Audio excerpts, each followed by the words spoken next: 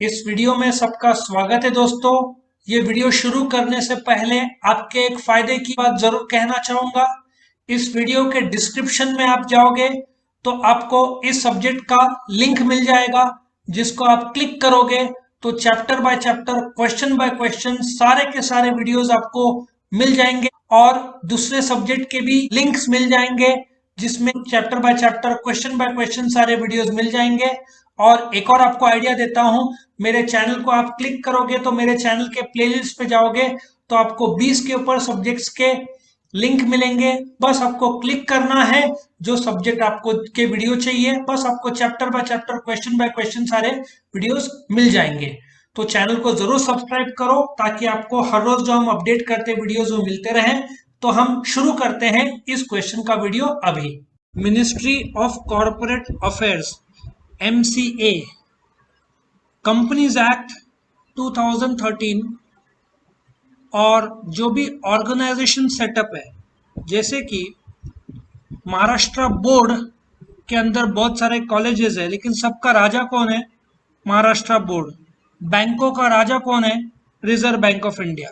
वैसे companies act का highest authority is the ministry of corporate affairs.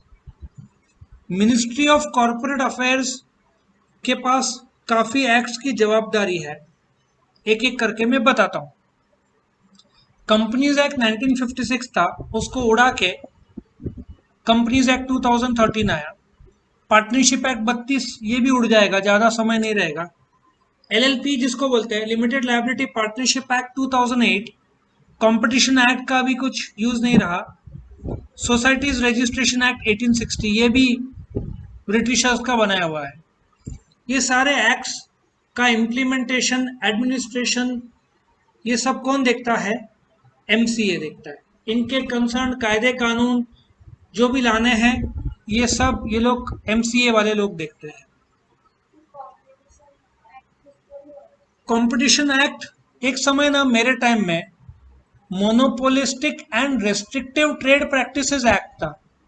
यदि तुम ऐसा धंधा करते हो जिससे सामने वाले को, फॉर एग्जाम्पल मेरा मेडिकल शॉप है, दूसरा बाजू के दुकान में मेडिकल शॉप डालना चाहता है और मैं उसको रोकता हूं, तो वो रेस्ट्रिक्टिव ट्रेड प्रैक्टिस होता है। तो उस समय MRTP एक्ट था, गवर्नमेंट ने उसको डिलीट कर दिया और कंपटीशन एक्ट लाया।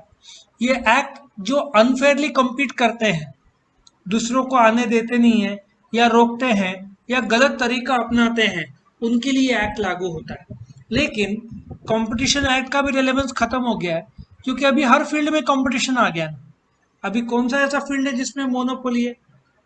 इंडियन रेलवेज को भी धीरे धीरे प्राइवेटाइज कर रहे हैं। वो जो मोनोपोली था वो भी अभी प्राइवेटाइज की तरफ बढ़ रहा है। इंडिया में जो मेन संस्थाएं हैं, institute of chartered accountants of India जो दिल्ली में है, ICAI, institute of company secretaries of India, ICSI, institute of cost accountant of India अभी नाम नहीं रहा, अभी institute of cost and management accounts हो गया, ICMAI, कलकत्ता बेस्ड है।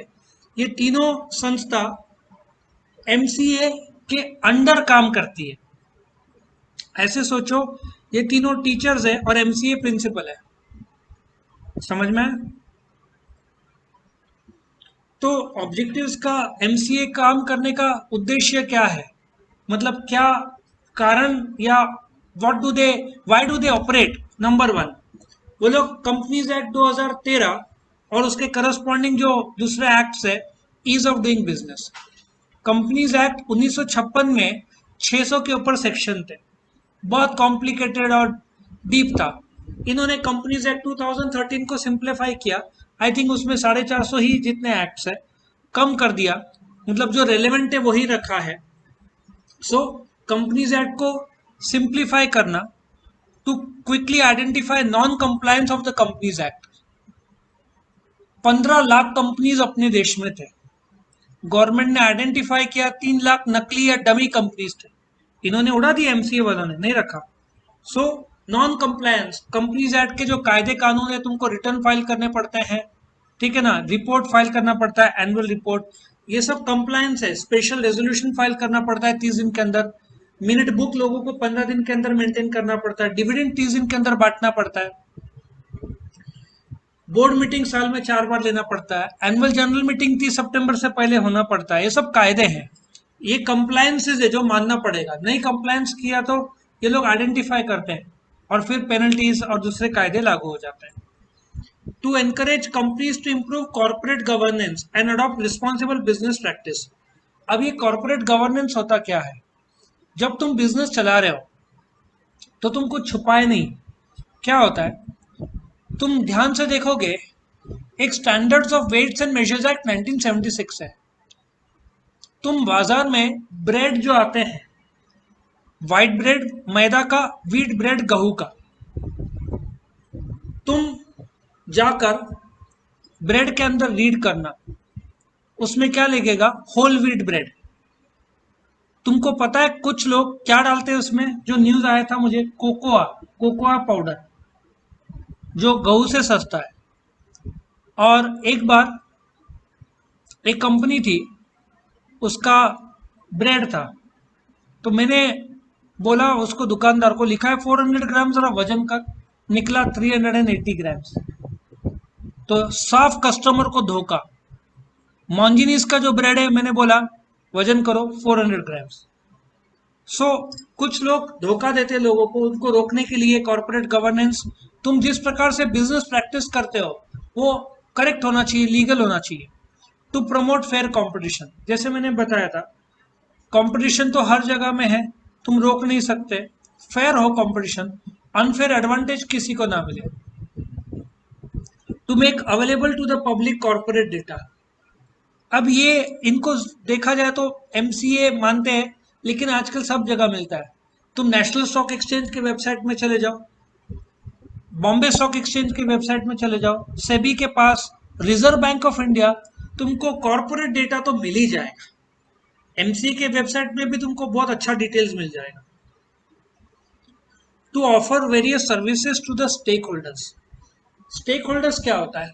शेयर होल्डर्स नहीं, stake holders.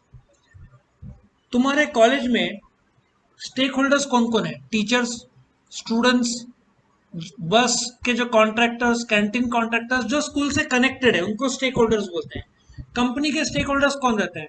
Customers, suppliers, shareholders, directors, government, registrar of companies, ये सब क्या हो गया? Stakeholders. इनको अलग अलग सर्विस। अभी मुझे लग रहा है कुछ प्रैक्टिस गलत है, तो मैं एमसीए को लिख सकता हूँ, मेल कर सकता हूँ कि इनका बिजनेस प्रैक्टिस एथिकल नहीं है, ये में लिखा जा सकता है, और एमसीए उनसे सवाल पूछेगा। तो ये सब सर्विसेज देता है। और डिन नंबर कहाँ पे? एमसीए के पोर्टल में ही तुमको मिलना है।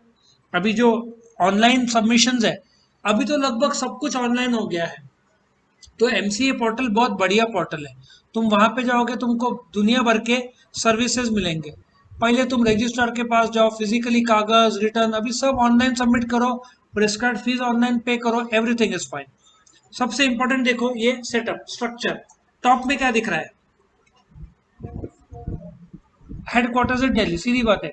मिनिस्ट्री मतलब क्या? गवर्नमेंट के अंदर एक मिनिस्ट्री है, जैसे कि मिनिस्ट्री ऑफ डिफेंस है, मिनिस्ट्री ऑफ होम अफेयर्स है, ठीक है ना? वैसे मिनिस्ट्री ऑफ कॉर्पोरेट अफेयर्स एक मिनिस्ट्री है।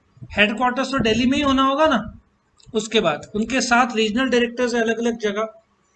अभी मुंबई, दिल्ली, कोलकाता, चेन्नई तो स्टैंडर्ड रहता है, अहमदाबाद, हैदराबाद और शिलांग। रजिस्ट्रार ऑफ कंपनीज 22 है, जिसमें महाराष्ट्र में 2, तमिलनाडु में 2। 1 सेंट्रल रजिस्ट्रेशन सेंटर है। 9 आरओसी कम ऑफिशियल लिक्विडेटर्स है, इनका काम है कंपनी को रजिस्ट्रार भी करते हैं, कंपनी बंद करने के लिए भी ऑफिशियल लिक्विडेटर्स है, जो बंद होने के बाद कंपनी के संपत्ति बेचते हैं और लायबिलिटीज पे करते हैं, ऑफिशियल लिक्विडेटर्स।